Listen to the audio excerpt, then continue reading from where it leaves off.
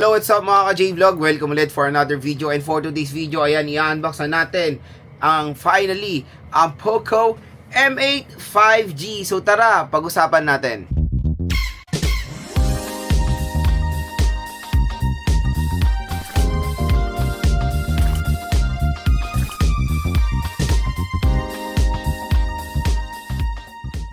And mga idol, finally dumating na ang ating in-order na Poco M8 5G. Nabili ko lang to sa halagang 8,000 plus. Syempre, dito yan sa ating product link. Mura at bagsak presyo lang dito ang Poco M8 5G. At since nanood na kayo neto, dito na kayo bumili dahil sa ating product link, meron pa pong additional discount voucher para sa inyo pag nanood kayo dito sa ating video. Yan po ay pala collaboration ng YouTube Shopping at ng online platforms para sa mga consumers natin na naghahanap ng murang mga smartphones. And ito si Poco M8 5G ay medyo merong mga hefty price tag when it comes sa kanyang SRP. So yung SRP nito is around 11,000 pesos, I think 11 to 12,000 pesos, and the 512 is around 13,000 pesos. Pero magandang balita mga J-Vlog, sa online, dito nga sa ating product link, nakuha ko lang to ng 8,000 plus. Ka-level niya yung price ng Poco M7 Pro 5G. So again, yung Poco M8 Pro 5G, medyo mataas ang presyo niya, nasa 15 to 17,000 pesos. Kaya ito yung ina-accept ko na successor ng Poco M7 Pro 5G kasi hindi po sila nagkakalayo ng presyo sa online market. So again, dito na kayo bumili kasi pag bumili kayo sa offline store or sa mall, medyo mahal. At no worries, official store din po yan ni Poco sa online. At meron din naman to warranty. Basta mag-PM lang kayo, pwede naman kayo mag-request ng e-receipt. Tapos for example, kailangan ng receipt nga sa warranty, ayan, pwede naman kayo mag-request sa online platform, okay? So ang napili nating color is yung color green, and this is 8GB of RAM and 256GB of internal storage. So tara mga J-Vlog, samahan nyo ko unbox itong Poco M8 5G. So unbox na natin itong Poco M8 5G. So as you can see, when it comes sa box, is very identical din naman sa mga previous Poco smartphones. So Poco with favorite Google apps. Google is a trademark of Google LLC. Okay, so this is a 8GB 256GB of internal storage at color green ang ating napili. Powered by Xiaomi HyperOS. So open na natin siya. Ayan, Poco. So Poco M8 5G. So ito yung smartphone. Meron siyang 6.77 inches 120Hz Flow AMOLED display, 7.35mm sleek 3D curve design, Snapdragon 6 Gen 3 processor, 50MP AI dual camera system, and supports 45 watts turbo charging. Tingnan natin yung content ng box. We have here, of course, yung USB Type-C cable, and sad to say, it's a Type-A pa rin yung dulo niya. We have here the 45 watt fast charging brick ng Poco, 45 watt, designed by Xiaomi.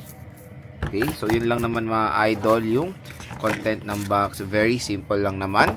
So let's proceed doon sa mga ibang content ng itong leaflet nya. Okay, so pag binuksan natin to, bubungad sa atin yung SIM eject tool.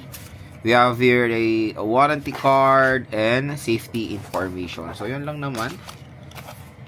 Ito yung ating jelly case. So expect nyo na sa Xiaomi, maganda na yung mga jelly case na kasama nila. Yan, no? May texture siya. So check natin yung mamaya. Ito na siya. Ang maganda dito sa Poco M8 is curved display na siya mga idol. So expect nyo mga entry level ngayon, puro karamihan ng mga curved display na siya. So tingnan natin to in 3, 2, 1 in color green. Ayan. So, expect natin yung likod nito is very identical din sa Xiaomi Redmi Note 15 series. So, ito yung kambal nila dito, yung Poco M8 series. So, meron tayo ditong dual rear camera system. Ayan. So, dalawa lang yung camera niyan. Ito is, wala lang yan, design or IR blaster, I think, and flash. Matte finish siya overall. Very siya, kumbaga sa design ng camera module is eye-catching to, panigurado sa mga consumers natin. Very slim design, and ang laki ng battery capacity nito for a slim for a smartphone na meron malaking battery capacity. Napakaganda ng form factor niya, na maintain nila yung slimness nito. And of course, it is a 5G smartphone. So dito sa right side, nandito yung power button / fingerprint scanner. So matic, it is an in-display fingerprint scanner smartphone. We have here a secondary speaker grills, IR blaster and microphone. Sa left side, wala tayong makikita. Sa baba naman ng smartphone is a SIM tray, microphone, USB Type-C port at yung speaker gulis ng isa. And sa bibili ng smartphone na to, good news, meron po itong pre-installed na screen protector out of the box. So open na natin si Poco M8 5G. Ayan. So, lagay na natin yung case. Poco powered by Android. Lagay nyo yung case for protection mga idol. Ayan, no, solid din naman. Ganda. Na-maintain pa rin yung slimness ng smartphone. No? Grabe, ang ganda ng Poco M8 mga idol. So, SRP neto is, I think nasa above 12,000 pesos, pero nakuha ko lang na 8,000 plus. Napaka-solid. So, setup ko muna to, balik ako kayo. So, ayan, na-setup na natin si Poco M8 5G. Syempre, bubungad sa atin dito is yung gorgeous display na itong smartphone na to. It is a curved display smartphone. Very snappy yung response niya. Napaka-solid mga idol. And syempre, when it comes sa settings niya, let's check yung about phone niya. I think Qualcomm Snapdragon processor ito. Detail specs. So, octa-core 2.4 GHz, 8 GB of RAM, Android 15 out of the box. Sa internal storage niya is meron na tayong available pa na 223 GB of internal storage. So, matik ma-update naman to sa Android 16.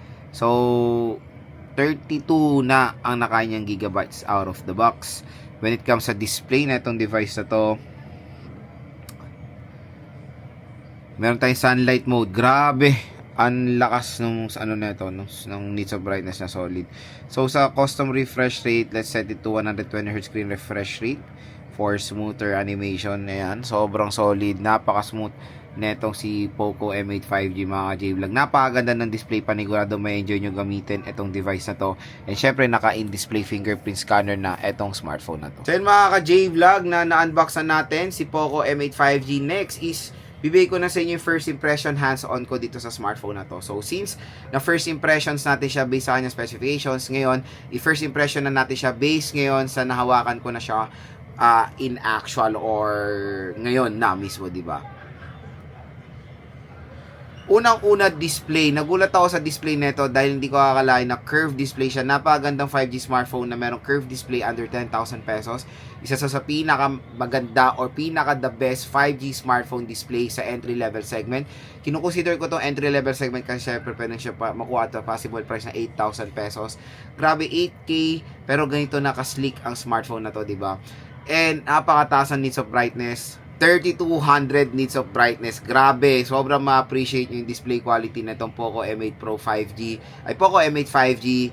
So, since 3200 nits of brightness niya, matig ganito rin yung display na makukuha natin sa Xiaomi Redmi Note 15 4G. So, abangan nyo na lang yung mga idol dahil bumili rin ako niyan. At gagawa tayo ng mga phone comparison about dyan. And when it comes sa display quality nito, napaka-solid. AMOLED display, Full HD+, 1080p resolution, and 120Hz screen refresh rate. So, kumbaga, may enjoy nyo talaga yung overall viewing experience nyo dito sa smartphone na to. Next, mga ka-J-Vlog, is sa processor. So, sa processor nito is Qualcomm Snapdragon 6 Gen 3 processor. And I think, ka-level niya yung processor naman ng Xiaomi Redmi Note 15 5G. So, ito yung magiging kalaban ng Note 15 5G, ang Poco M8 5G. Same na same sila ng processor. And, na-try ko na yung processor na yun, I think, sa Xiaomi Redmi 15 5G. So, okay naman yung processor na yun. It can handle games and even AAA games. Pero, syempre, depende sa settings. Pero, again, the Qualcomm Snapdragon 6 Gen 3 processor is a affordable, is a budget 5G chipset ngayon 2026 na pwede nyo po makonsider. Kaya, abangan nyo na lang din yung game test natin dito, and syempre idadagdag natin yung Roblox mga J-Vlog. At yun nga pala, gumagawa rin ako ng mga separate game test nito, depende sa games sa ating ibang YouTube channel sa Jom Alonzo. So check nyo na lang yung mga idol. And when it comes sa storage nito, very generous naman ng Poco. Kilala si Poco pagdating sa pagiging generous pagdating sa RAM at ROM sa kanilang mga smartphones. Biruin mo ang pinakamataas na storage na pwede mo offer na itong device na ito is 512GB and 8GB of RAM for a 5G device is okay na okay pa yan mga idol. And makuha nyo to ng 8,000 pesos, 8GB256 is very very acceptable for me sa 5G device. Kasi usually makikita natin 7,000, 6,000 4GB 128 lang in-offer. Medyo mababa talaga ang ROM ng mga murang 5G devices ngayon. Pero ito, let's appreciate POCO M8 5G dahil nakapag-provide sila ng napakaganda or very reasonable na RAM at ROM sa murang halaga. So, syempre, sinasabi ko pa rin kung magkano ko siya nakuha, doon ko siya kino-compare. Kasi yun yung possible na pwede nyo talaga siya makuha. Kaya, parati ko in-advise sa inyo, dito kayo bumili sa online, sa ating product link. Dahil matik, dyan ko rin naman ito binili. No worries, darating po ng safe ang mga devices nyo. Again, yung iba natatakot, hindi pa naman natatry kasi nakikita nila yung mga news or yung mga nasasagap nila mga information na syempre, ano yan depende naman sa consumer yan kung saan kayo bibili at kailangan nyo maging mapanuri talaga kung saan kayo bibili.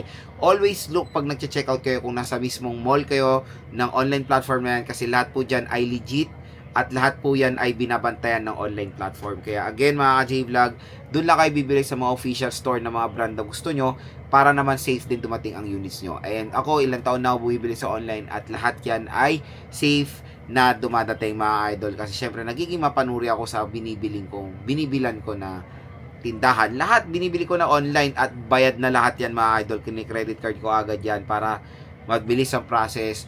And wala pong aberya ako na experience. Bayad ko na yan Iba, mas prefer ang COD. Syempre, gets ko kayo dyan. Ako, sobrang kampante ko sa ganyan. Kasi syempre, nagiging mapanuri tayo. Kaya, again mga ka-J-Vlog, kasi ang pinaka main purpose ko when buying online is of course the huge discount na nakukuha natin. Kasi, for example, meron akong tinignan na product sa mall. I think the price is 25,000 pesos. Tingnan ko sa online, 15,000 pesos.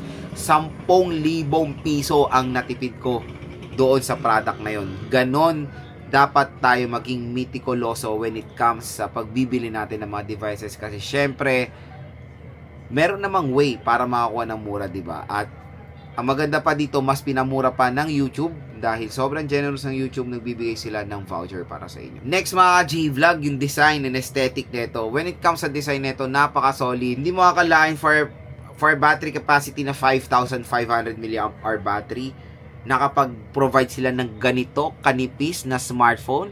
Diba? Nung year 2019, 5,000 mAh ang tataba po ng mga smartphone na yan at ang bibigat. Pero dito mga J-Vlog ngayon 2026, nakakapag-provide sila ng slim smartphone with huge battery capacity. At hindi lang yon, 45 watt fast charging po ito. Ito na talaga ang final verdict ko. Ito po ang magiging counterpart ng Xiaomi Redmi Note 15 5G. Kasi lahat po or almost specification netong smartphone na to ay pareho sa 15 5G. At parehong blue ang nabili ko. Diba? Pati yung 4G blue. Don't know. Puro blue yung nabili ko. Sayang nga Dapat ng ibang kulay ako. Pero again, okay na yan. Pero when it comes sa design and aesthetic, napakaganda nito at very eye-catching din yung design nitong smartphone na to. Kaya gagawin nyo to outdoor, ang laki naman ng camera lens ng smartphone. Ano kaya yun? Pero in reality, dalawa lang po camera nito at isa lang talaga yung very useful yan, which is the 50 megapixel main camera nito. Curved din ang kanyang back cover, curved din ang kanyang screen display sa front, kaya napakaganda ng overall ergonomics nito si POCO M8 5G.